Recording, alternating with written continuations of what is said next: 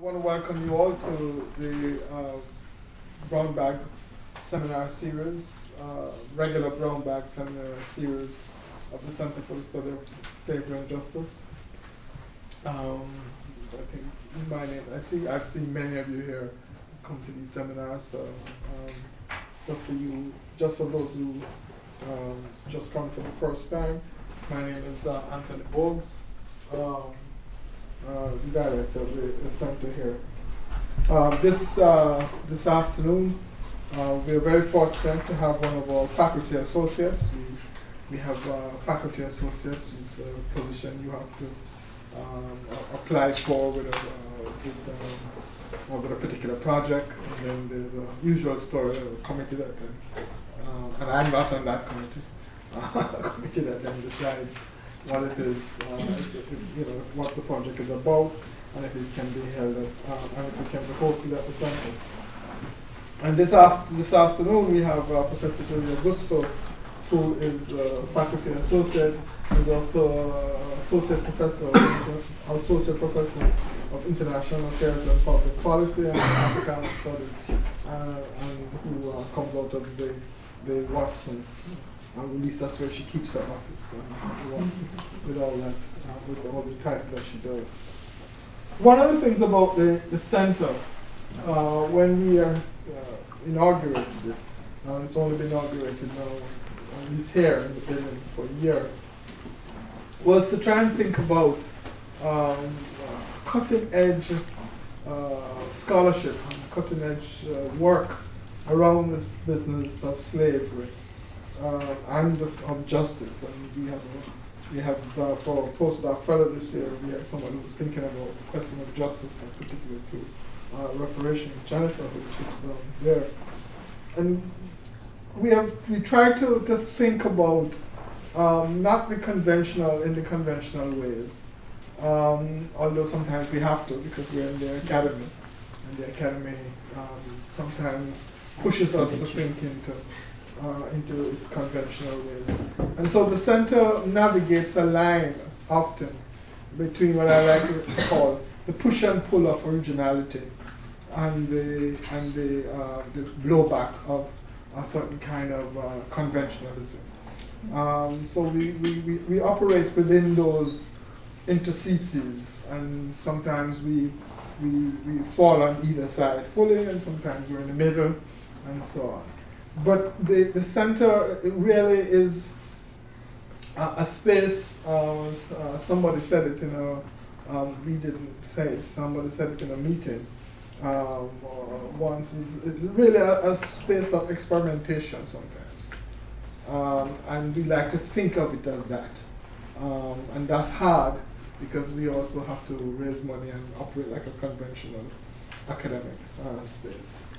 Today, we are really fortunate in having Professor Augusto, faculty associate, who, in my view, is an original thinker, and that's rare in the academy.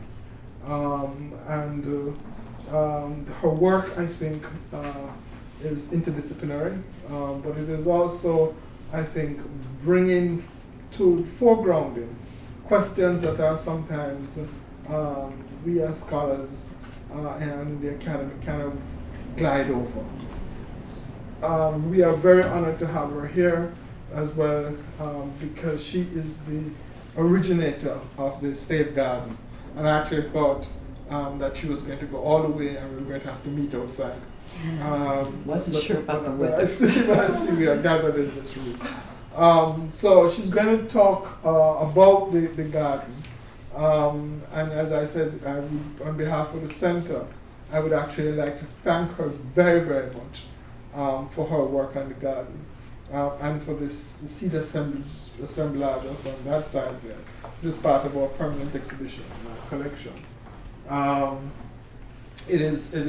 Both pieces are very important to the ethos of the center. I sit upstairs from my office and sometimes look over the garden and see people just sitting down inside there. And I've seen all sorts of conversations, all sorts of emotions expressed in that garden. I said, and we're just standing up serendipitously at the window, not looking for something, but just seeing it. And so really, it is a great pleasure that we have her here, and it is a great honor. And I'd just like to say to her, on behalf of the center, thank you very, very much for the work that she has done in this on this garden, which has become a centerpiece of the center. Right? So thank you very much, Professor Gusto. Over to you. Let me acknowledge and thank a few people who are in the room and some who are not in the room who've helped me in one way or another with the garden. I'm going to read because that keeps me on track. It won't be a boring, monotonous reading, I hope, but in order to speak for about 25 minutes max and then leave time for talking. I wanted to thank people from the facilities department of Brown, the gardeners, Robert, especially Farizer, who may or may not be able to pop in, and Pat, Professor Fred Jackson, who keeps the greenhouse across the way. Eduarda, Chanel, and Alexis are here, 3 students who are responsible for some of the planting, the flowers that you see outside. James Dunn, who sits downstairs in the basement here and said what people often say to me, would you like some regional medicinal plant from my garden? And I always say yes, and he did. Rocky Ferreira, who is the associate director, here's Robert. Robert, you didn't come in time to hear me praise you. This is Robert, without whom Brown couldn't function, so that's why. All right. Rocky Ferreira brought me another set of bottles. There was an original set of bottles which were a heavy glass. And I thought my little new tree, which was planted just last year, might not be able to take it. And he did a very circuitous route in Brazil, which is where he's from, to get me the bottles that I specified for him. So I want to thank him. I want to thank Shana and Ruth, who get all kinds of requests from me to do all kinds of crazy things, and they always manage to do them. And of course, I want to thank Tony, because it was his challenge to me, or offer, that got me to doing the garden in the first place. I want to explore today 2 broad questions that come from having made the symbolic slave garden outside our window here. They are rooted in more than a decade of thinking about how perceptual knowledge, the visual, oral, and tactile, the deliberate incorporation of evocative, affective objects in inquiry and reflection can help us understand the world better and provide new insights, or at least provoke thoughts differently than written texts. I don't think about these things because I'm an artist. I am not. I first started thinking about visuality because of trying to understand science and technology, socially, culturally, and coevally across pluralistic, highly unequal societies, Brazil, United States, South Africa. But it was the dead slaves and the healers who really sent me up the garden path. The healers in South Africa, because I became involved in projects there in which traditional medical practitioners, or indigenous healers, as some of them prefer to call themselves, were thrown together with bioscientists and physicians around the investigation of medicinal plants. They kept their own gardens. Later, some of those same healers were involved in creating the landscape architecture of a sprawling memorial site in Pretoria known as Freedom Park, and I worked with and learned from them there in the construction of that site, or the conceptualization and the construction of that site. And the dead slaves, because while exploring the archives of colonial science at Cape Town a few years later, when I thought I'd only meet traveling European scholars, visiting scientists, explorers, Dutch settlers, and the indigenous Khoi and San, enslaved persons kept rearing their heads in the old journals and codices, and it became clear to me that how they too knew plants was an indispensable part of the history of botany and medicine. I find that those dead slaves will not let me go. They are in more disparate archives awaiting historiographical release than I ever imagined. Certain spaces became important to me in pursuing the triad of knowledge in which the enslaved insistently and insurgently appeared. First, formal botanical gardens, not just early European universities, but also South Africa, and indeed every former European colony across the global South have had many such gardens. And secondly, botanical art, including landscape paintings. I found that botanical art was beautiful, functional, and highly political, essential to the knowledge claims of conquest and the plans of colonization, to settling, and to selling the idea and the prospects of enslaving, as well as the fecundity of slaves and slave labor. There have been other botanical gardens besides those of empire and discovery, the ones Judith Carney has called the botanical gardens of the dispossessed, the gardens of the enslaved, most notably throughout the Americas, North and South, island and mainland. They were provision grounds and huck patches in the interstices of the plantation and adjacent forests, swamps, and hillsides, the only places where African agricultural and stock-raising knowledge and skills could be put to work for self-provision and to painstakingly set aside funds, if they could sell produce in the market, to purchase one's own freedom or that of one's kin. This is a side of Gardens of the Enslaved that I won't focus on much here today, though. I have done it in other written work, and we could talk about it. I want us to think about gardens somewhat differently today. I've found over the years that one can understand much by walking through gardens. They're not just beautifully laid out spaces. A garden may also be a social mindscape, an outdoor museum, a reservoir of social practice and ecological knowledge, embedded history, and of course, as Alice Walker told us, places where, quote, our mothers and grandmothers have more often than not anonymously handed on the creative spark the seed of the flower they themselves never hoped to see. Fulfilling the center director's request to represent somehow the knowledge of the enslaved, it seemed natural that I would go with my by now favorite epistemic objects, plants, and to do that in part in a garden. I would work in a certain far less onerous sense within the same challenge that our enslaved ancestors faced, a very small space out there and not very propitious. It was actually a dump. I decided a visual essay could be laid out, one that attempted to reimagine some of the enslaved's spiritual and epistemic resources and inscribe them on and beneath the ground. The enslaved Africans were responsible in large part, if not solely, for all the different types of gardens and orchards that existed on plantations. This was, of course, in addition to being the workforce, that unpaid agricultural proletariat that C.L.R. James and Du Bois vividly denoted, producing the green wealth of the plantations. The assemblage, Plants of Bondage, Liberation Flora, over there in the corner, was created to pair with the garden.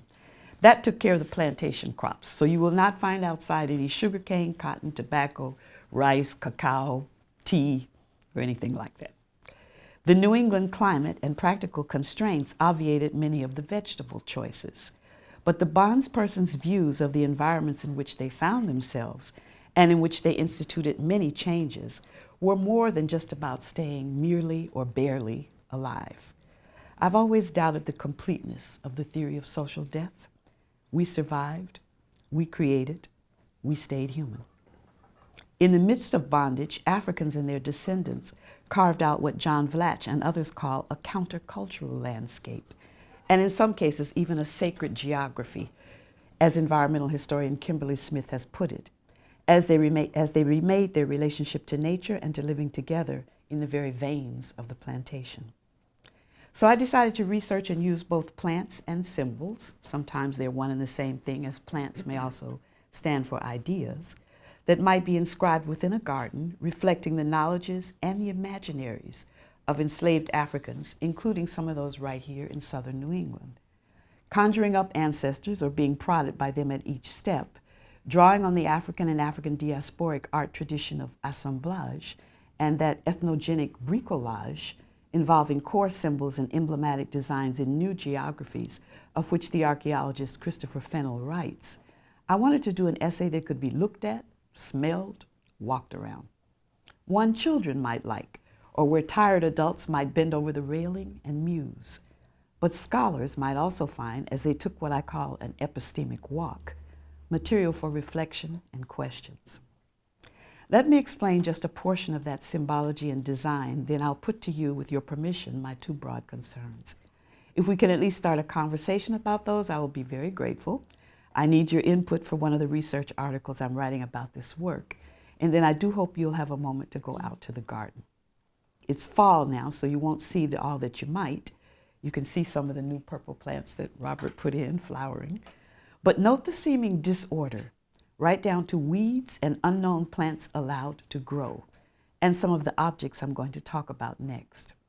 I'll pair each visual object or space with a flash rather than a deep probing of the archival historical evidence, literary texts, or art historical and visual art explanations which inform their selection and placement in the garden.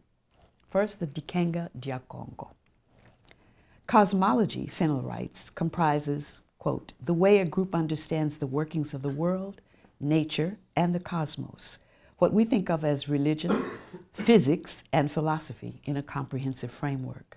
The Congo cosmogram, which encapsulates the cosmology of the people of that ancient kingdom from which millions of Africans were taken captive, appears in myriad configurations and new forms, many clandestine or not readily apparent to outsiders, throughout the African diaspora. From ring-shout churches in forest clearings to Haitian voodoo veves, to the patterns within the intricate decorative ironwork of Salvador da Bahia and Savannah, of Charleston and New Orleans. From the rodas, that's a circle, of the Brazilian martial art capoeira and of samba, samba is originally done in a circle, to the deliberate placement of objects hidden under floorboards of plantation manor houses like the one in Annapolis, and in the dirt floor of the enslaved conjurer's cabin in Texas. From the dramatic circles of the Southern Freedom Theater during Mississippi Freedom Summer, to the bottom of simple ceramic bowls found beneath the archaeological remains of slave cabins across the U.S. South and in the slave burial grounds of the U.S. North, to the inscription placed on the back of a small turtle in Julie Dash's incomparable film, Daughters of the Dust. If you haven't seen it, see it. I'll give here the briefest of outlines of a Dikenga when depicted in full. It shows up sometimes as something very simple and small, and it could be something as large as a huge space. It can have some of the features or all of the features. I'll describe the one we have outside as in full. It's a circle punctuated by 4 moments of the sun, meant to be read or experienced if you're dancing around it or walking around it. In the ring-shout churches, you walk around. Counterclockwise, always counterclockwise. And inscribed inside with a Yowa or Congo cross with the horizontal line representing Kalunga, or the Sea of the Dead. Now this word Kalunga appears in lots of Spanish and Portuguese spoken throughout Latin America. It'll have a slightly different meaning, but Kalunga is a Congo word. And so that tells you something whenever you find Kalunga in these languages. Kalunga, or the Sea of the Dead, separating the world of the living from that of the ancestors. And the ancestors can be good or bad. The Mukongo philosopher, artist, and ritual specialist, Kimbandende Fukiao, explains the key principles which are embodied in the demarcation of the Dikenga dia Congo, each with a symbolic color. They are Musoni, yellow demarcation point, Kala, black, Tukula, red, and Luvemba, white, the 4 sons of all formation processes of change. One begins with Musoni, the son of all beginnings, then proceeds to Kala, the son of all births, then Tukula, the son of maturity, leadership, and creativity, and lastly, though not really lastly, as this is life in a continuous motion, Luvemba, the son of the last change, death. As Robert Farris Thompson unforgettably described in the renditions of the Dikenga and many other types of Congo Minkisi, Minkisi are consecrated medicines, which can be in various containers or other kinds of compact guises, a flash of the spirit may be important. So the line of shells and crystals on rocks that comprise the Kalunga, rendered on our Dikenga, evokes this core symbolism. The Dikenga embodies not just human experience, but that of all living things, indeed of the universe, in the Congo religious and philosophical tradition. I have to tell you, I felt a certain historical triumph in putting a full stone Dikenga outside in full view. So often in the history of the slaves' lives in the Americas, they had to do it clandestinely, underneath something, behind something, mixed with something that looked like Christianity. So it just gave me great joy. Lay it out there, full view. But also in offering that contemplative spot for anyone who wished to think about the journey of life, because that's what it is, a journey of life. The plants inside and in the vicinity of the Dikanga are a bit of bricolage. The knowledge of medicinal plants that the Wampanoag, the Narragansett, the Pequot might have shared with the new arrivants, as Kamau Brathwaite would say, and the usage of plants from the template the enslaved Africans would have brought inside their heads. I wish I could plant there also an apple tree, like the one the poet Michael Harper wrote in his poem History as Apple Tree, weaving the story of Native American, enslaved African American, and Roger Williams on the Providence Plantation buried on Benefit Street. If you don't know the poem, you should read it, perhaps one day. Let me speak of just 3 of the plants which are there now in the garden. The wintergreen planted inside the Dikanga, the dandelions which grow right up to its edge, and the row of black cohosh along the wall. Wintergreen and dandelions are for many Native American nations both pleasing to the eye and treatment for various ailments. That would have appealed to the enslaved Africans too, as part of the way that plants were seen in their own medical botanical knowledge traditions. Wintergreen for coughs and poultices, and the lovely smell and taste of those red berries. It's in your lifesavers and your gum. You can smell it. It's out there. Dandelions, as many Southerners, black and white, will also know, as a diuretic tea and a tasty salad or cooked green, and an amusement, this is my imagination, for enslaved children who had few others, when those yellow flowers turn into those little airy puffs and you can blow them away. Black cohosh for Native Americans from the Muskogee to the various Algonquin nations is still known for the treatment of women's reproductive health. Those enslaved African women would have needed that, the master's scant and intrusive plantation medicine being what it was. The bottle tree. Ceremonial protection still found in yards in the Deep South. The writer Eudora Welty describes one in her story, Livy. The bottle tree draws on at least 2 of the many African traditions which deeply mark the New World, Yoruba and Congo. Garlanding tree branches with vessels, particularly those refracting the light, is a centuries-old Congo practice, as Robert Ferris Thompson has written. Brightness and radiance, such as the bottles give off in the sunlight, are in Yoruba tradition a quality of ashe. Once captured inside the bottles, one version goes, evil spirits are destroyed by the sunlight, and a good bottle tree is said to bring rain and luck as well. Underneath the center's bottle tree is a small circle of swept earth, in the African and African diasporic style of generation upon generation of women. I saw my first bottle tree in the Daughters of the Dust, and so it appeared the night I dreamed all at once what would go in the gardens, in the center's garden. And it's really true that I dreamed it. I brought my little drawings. I got up in the middle of the night. Shana and Ruth and Tony have seen these, but this was how I decided the grassy terrace should look. Here's the bottle tree in my mind, and here's the Dikanga. And I brought this into every meeting to discuss and explain to the various formal landscape architects and various other people who were doing the building, and the people who said you can't do this and you can't do that, all of which Tony protected me from. And I would pass these around until it got to the point where gardeners and facilities people were showing up with Dikangas on their iPads. And they would say, Jury, is this it? Yes. And they could say it, yes, Dikanga dia Congo. The epistemic value of doing these things together with people is large. Okay. 2 more things about this patch of our semiotic landscape. The bottle tree one of the gardeners planted for us is a magnolia tree. I will never forget the day that he came. It's Pat. He said, we've tried tree after tree and you've rejected them. They were bringing me medium-sized trees because I said it has to be short, but it has to be strong. It has to not grow too tall. It has to survive in this New England weather. And one day he came to me and he said, would you like a magnolia tree? I don't think he exactly knew what that meant to me. I hugged him. I said, yes, a magnolia tree.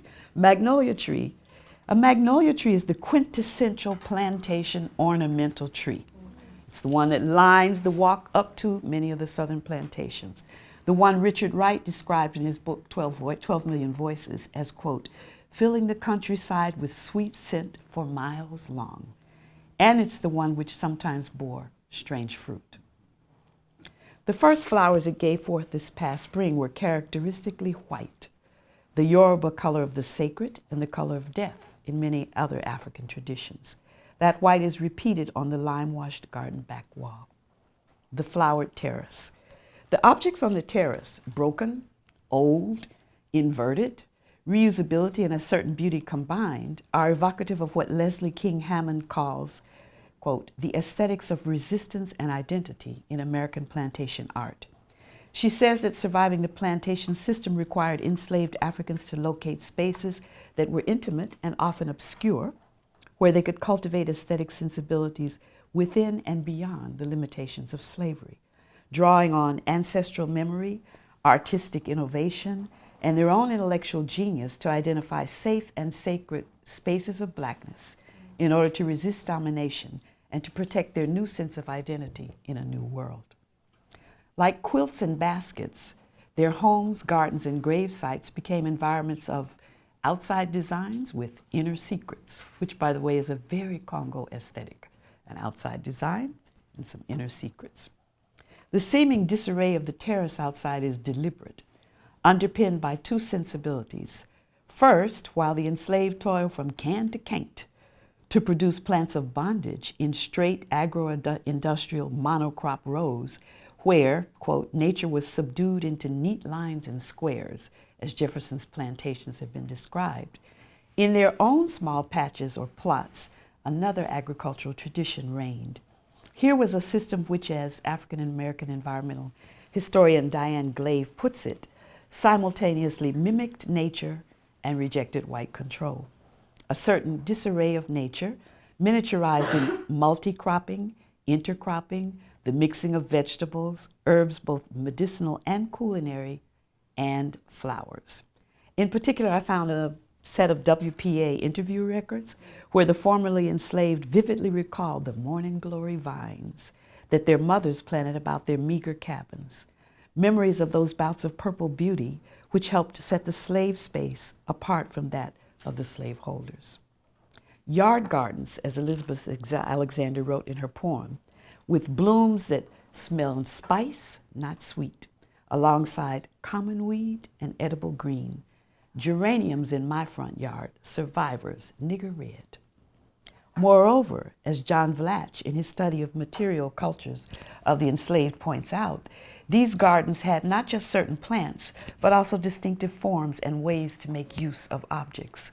They were marked by irregular lines and circles, designs which embraced the random and meandering givens of the natural world, a landscape marked by few overt boundaries and fixed sites, an environment open to and characterized by movement. What you'll see if you come by the garden, it's only been there for about a year and a half, but every now and then it occurs to me or to Robert or to one of my students, put something in, take something out. Cool, no problem.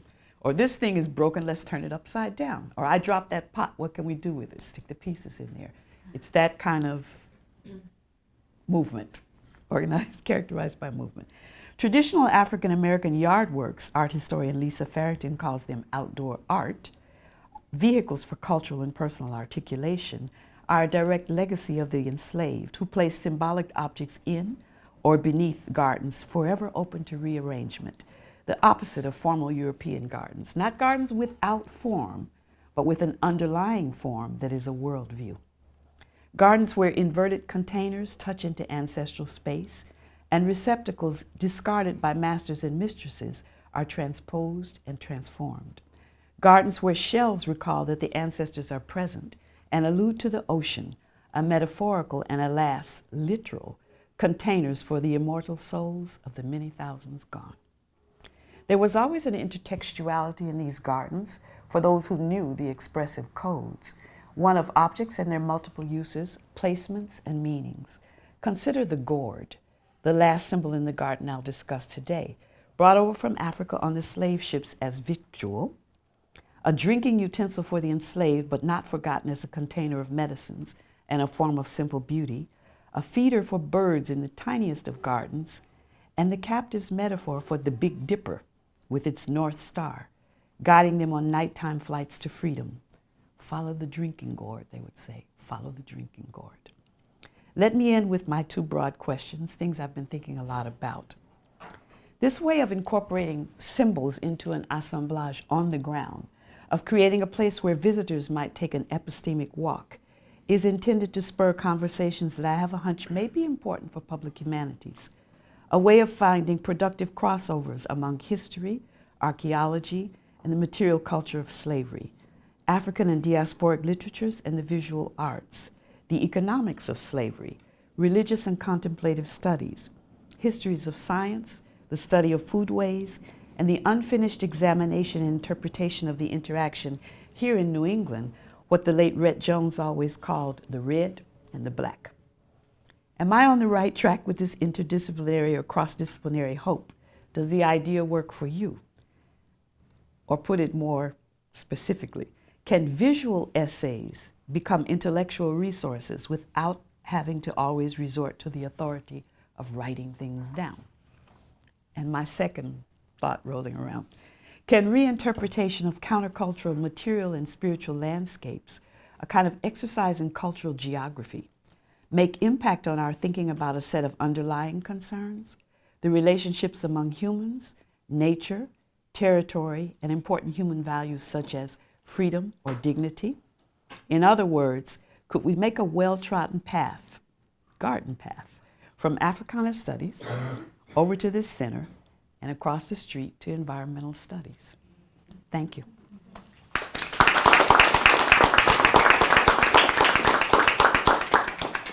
Thank you very much, Professor Gusto. Floor is open. You don't have to try to answer the question. You can also ask. I wanted to say that for those who just want kind of the simple version, it's in the brochure, but it is a simple version. It doesn't give all the semiotics that I just gave. Okay. Thank you so much. A couple, I don't know why, but two big things that are coming to mind. One is maybe during the Depression, I don't like the word hobo, but I don't know if it's a better word, but travelers, there were symbols that folks had on the sides of buildings, and so the whole public-private encoding makes me think of that. The other thing is the red, yellow, black, white thing of the medicine wheel, and I don't think that's like an accident. Exactly. There were reasons why I think that some of the knowledge that the Native Americans had, different, and it varies from place to place and region to region, was more readily exchanged. In part, there were similar worldviews. Not always. There was a lot of conflict involved, because think about it. These are the people that have been brought over by other people to take over our land. So it's not like, kumbaya, we're glad these black people are here. But there are, particular things that were kind of a shared worldview. And in particular, in situations of marronage, maroons, whether up in the mountains or back in some kind of forest or whatever, and there was intermarriage. These are things that some of the new archaeological studies, I like a lot archaeology. I wish it could pair more with, say, Africana studies, but archaeological studies in Brazil, a place called Palmares, which was the major black maroon, it was a federation, so it's almost a country, a republic by itself within slave-held Brazil. And this is 100 years before the Haitian Revolution, but it's made by the same people, largely the same by Congo, so there's something to be thought about in there.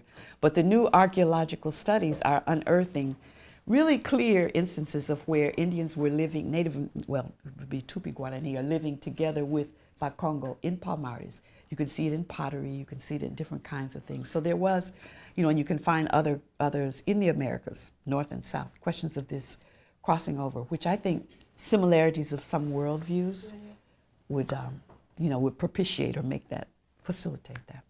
Yeah. You've chosen Congo and Yoruba. Do you deal with other African nationalities? And why you focus on Congo and Yoruba? Okay. Congo and Yoruba were just choices. Congo is one that I know a lot about because I lived in Angola for 10 years, and the family that I lived in was Congo. So I was absorbing a lot of stuff while stupidly not realizing what I was absorbing or taking the opportunity to learn the language. I concentrated on learning Portuguese. I wish I had concentrated on learning Kikongo. But I absorbed from family life a lot of Congo culture. And also because both Congo and Yoruba have had outsized, Congo, Yoruba, and Akan, which is one that I haven't included, have had a kind of an outsized influence in the America's expressive and creative culture. Of course, there are many more. Yoruba, if you think about the work of Maureen Warner Lewis, she's done by now probably 3 books on the influence of Yoruba in Trinidad and adjacent islands. In Brazil, of course, in the religions that they call them of African matrix or African template, both Yoruba and Congo are dominant kinds of influences. In Jamaica, where everybody told me everything was Akan, I began to see quite readily that there's a lot of Congo culture in what people think of as only Akan culture. So to me, one of the greatest, what shall I call it? One of the greatest acts of human recreation, which I think everybody who's working in the humanities should really be studying and thinking about, is not this creolite or hybridity between the African and the European, but the creolite and hybridity and the amalgamation and mixing of different African cultures together in the New World to create these things, these other religions, these other kinds of art, the music, etc. So I focus on Congo and Yoruba. They're just their choices, but also choices because of the great predominance. And to tell you the truth, I had no intention of starting in my life anything like this, but now people always ask me, can you do another one? Would you be able to do and of course, if somebody ever materializes the offer, I might decide, well, let me just do Akan, because that too is a heavily influential one. And then you have to do the research. I mean, it sounds very imaginative, but this is 1.5 years worth of research with a stack of books like that. And so you'd have to, one would have to do the research, but there's no reason why one couldn't have a garden that interpreted other African cultures and other expressions. Yes, Chanel. Thank you so much. One thing that I really love about the garden is that it renders visible a site of resistance that has been hidden, like you've explained. And so how do you think that this garden helps us understand ways to go on epistemic walks now and look for sites of resistance that don't look conventional or are hidden? If it could do that, I would be very, very happy. I mean, you've stated the principle. For me, it is that in a certain sense, we need to consider not just reading the archive, but the notion of epistemic walk. I mean, writ large, particularly in societies where there was slavery. So one of the things that's beginning to happen in the North, in New England, is, again, with archaeology, people are uncovering, looking in places they wouldn't have looked. And I don't mean in the library. I mean in places and spaces that they wouldn't have looked at. Going there to the site, if they can get to it and visit it, seeing what they see and then just thinking about it. So I think that if we, if a garden can spur a professor, some students, a community to think, well, there must be, and if they know that there was slavery or oppression, let's just, this could be for Native Americans, it doesn't have to be for African Americans or anybody else. These sites of resistance that are in spaces is for me what cultural geography is supposed to be about.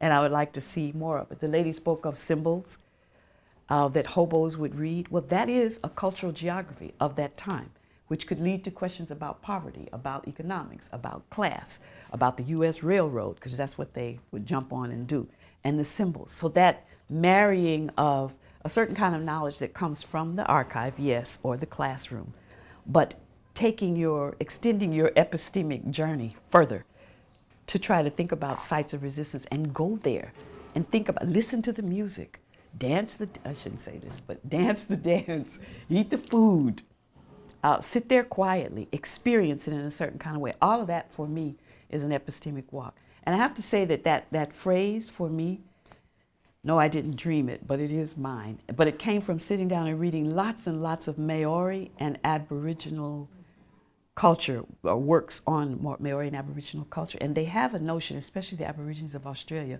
of you walk history. You dream the social, and then you walk history. You know as you go. And I said, okay, know as you go. That sounds, let me put it fancy, an epistemic walk. But that's where the idea came from.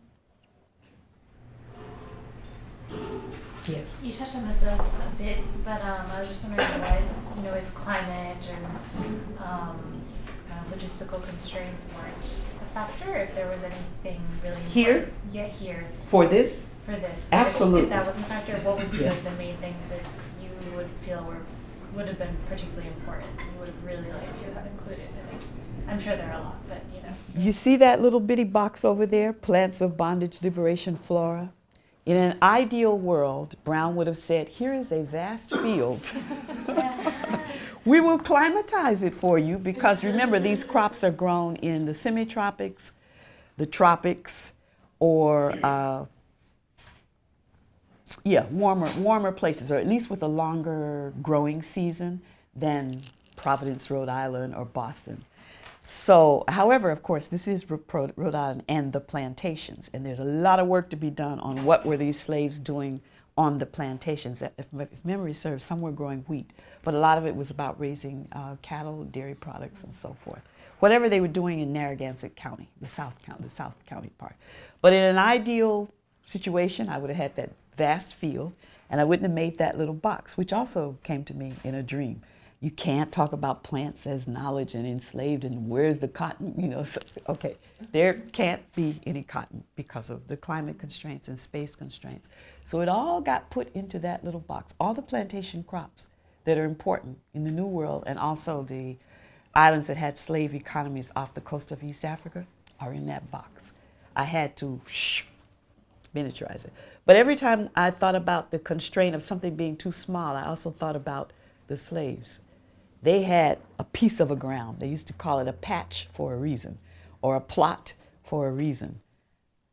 That's how small it was. And from that, people often had to feed their families because they were not getting much. In the Caribbean, where for a long time the thing was, we don't even have to worry about feeding these people, we can just get some more. So kind of the life of a slave would be 7 years after he got to Jamaica or wherever, until they came up with the scheme of the provision ground, which allowed them to provide their own food. You know, so the constraint of me having to do it there or in the box doesn't compare with that constraint. If I may, you alluded to negotiating with the administration here. Can you elaborate a little bit on what that meant? Maybe Shayna told me. What are the lessons there? I've heard a little myself, so.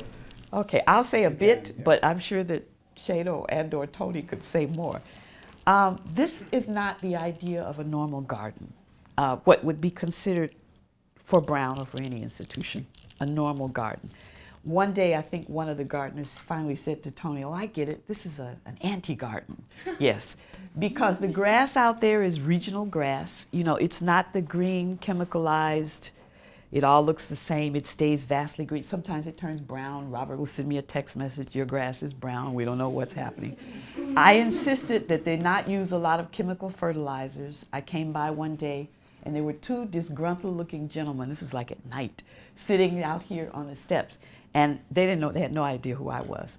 And there was this awful smell coming up, and I was on my way to the bus. And I stopped and I said, my God, what is that smell? And they said, the lady who's in charge of this garden has said she didn't want anything chemical, so we've got chicken manure. I said, she did? Oh, what is she thinking? And they said, but it'll be gone in 2 days. And in 2 days it was.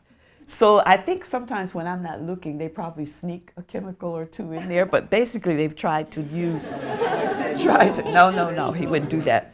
They've tried to do that. So there was that. There was the question of the fencing, which I don't even want to go into, but there's a way I wanted the kind of split rail fencing that if you look at photos of slave cabins, that's what's outside. Oh God. That was like anathema. We can't have that. Why? We can't have that because somebody might fall down and hurt themselves. And I thought, okay, I know all the kinds of crazy things that Brown students do and things that they jump off of and whatever. But it became a huge thing of what you could not have for safety and those kind of reasons. But the one that was the more interesting to me was us negotiating this understanding of what is a garden. So it doesn't necessarily have to have straight laid out lines. Things that everyone else considers weeds, not just dandelions, which are technically classified as weeds, but there are things outside there that I don't even know what they are. And Robert will say to me, there's something coming up and it has a purple something on it, I leave it. But I don't know if you ask me what it is. Purple is one of those colors that in the archives you'll find that black women particularly liked purple and red. And so if it's purple, if it's red, we have purple irises. They're not out there now, but fine. So this kind of understanding of what is a garden and what is an institutional garden is not the one that an institution like Brown or any other institution would have. So part of it was that. But Tony, you want to talk about this? I would just say that the garden was part of a certain kind of aesthetics and space that one was trying to create in the center, and that the way the university operates is that there is a template for each center in space, and this is what I was told at many meetings at 9 o'clock in the morning, Wednesdays. And Shane and I used to go to these 9 o'clock meetings, and we went to these meetings at 9 o'clock every Wednesday for a year. And I would go with Ms. Weinberg, Ms. Shana, because if I couldn't go, she had to go, so somebody had to be, there to make sure that we were on, we were in the room discussing these things with facilities, with architects and so on. That's not the normal thing. The normal thing is that you just talk to they come and they talk to you and they set it up and then you come and look when it's almost finished. But we sat down and every week we did it. So the key was what did we want the space to be? And the garden was central to that. The art galleries, the small gallery was central to that. The Rising Sun, Rising to Freedom wall, glass wall, was central to that. So two things we fought the university over. We fought them very hard about the Rising wall, the glass wall, because we were told that you couldn't have a colonial hub. This is a colonial building, 1810 or whatever, and you couldn't have that inside there. It was also fairly expensive, and it had, so that it also satisfied public safety things and so on and so forth. Then it had to go to California to be built, and so we ran in all of that. And the garden, the idea of the garden was that look beside you as you look out there. This is not going to fit the brown. There's a brown template, and you have to fit that template. And the only way we finally resolved it after many meetings, quite frankly, was a note from myself to the provost and the faculty saying, I consider the building of the center and what should go in it be a matter of academic freedom. And if we want to argue, if you want to argue with me about academic freedom, let's start with that. Once that letter got there, there was no problem after that. Everybody was cooperative, very, very cooperative, quite frankly. And at the very end, when we thought we got everything, they put up parking signs, and they did that without us knowing. And we had to, a parking sign was put up in a certain place, and we had to push back a little bit on that. But what I would say is that I think what people began to understand is that if the center is going to be about the knowledge of the enslaved and about subaltern and trying to develop new knowledges and so on, then it could not be constructed in a certain way. And that the actual way in which the center was going to be constructed was very tied to, organically linked to, what the work the center was going to do in the end. And as I said to them, you to set up a center like this, you are asking for trouble and for controversial questions. So let's get used to it.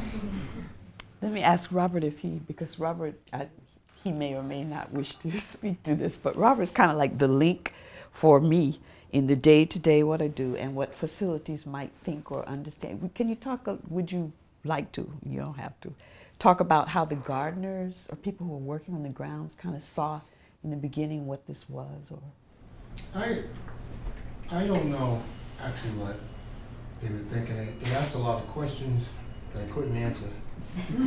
But, like I did the same. I gave them the pamphlet and told them to read it and tell me what you think. But I didn't get a lot of response from that. So I didn't hear a lot from what they felt or, they were willing to help out. Yeah, but yes. Not a big response. One of the fascinating things, though, if I could just say about the garden, was that is that I found that African Americans and Hispanic workers working on stuff understood things immediately.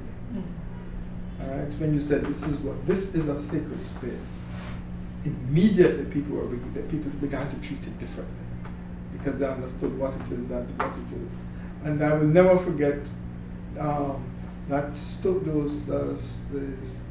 sitting this stool bench that The stone bench of contemplation is what I call which was made of some really heavy stones, and I'll never forget coming out and watching two men lifting up those stones without any kind of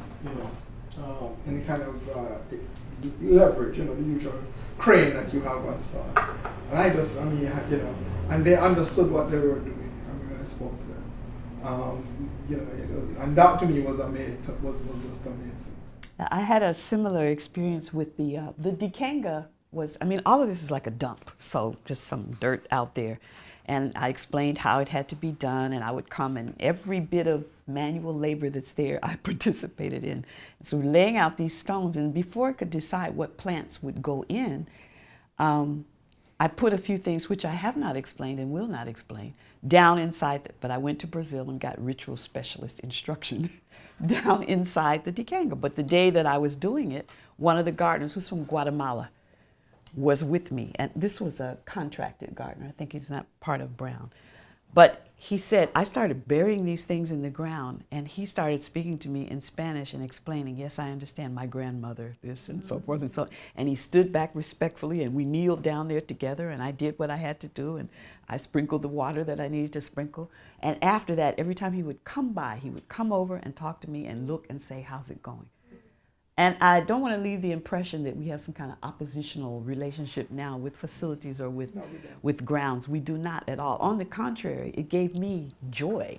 The day we finally came to one of those Wednesday meetings that I would come to sometime, and every man, there were like 4 of them around the table, they snapped open their iPads and they all had Dikangas or bottle trees. They had looked it up and found out what it meant. And in fact, one of the fellows who worked with us, who was particularly helpful, I think he was over the project at one point. Is his name Pat? I forget his name now. Bill said to me, we finished and we had laid it all out. He said, okay, now I understand. And he looked at me and he said, you and I make a good team. And I said, yeah. He said, Dikangas are us. This is just one small example, one small project. But a university is not just libraries and laboratories and teaching in the classroom.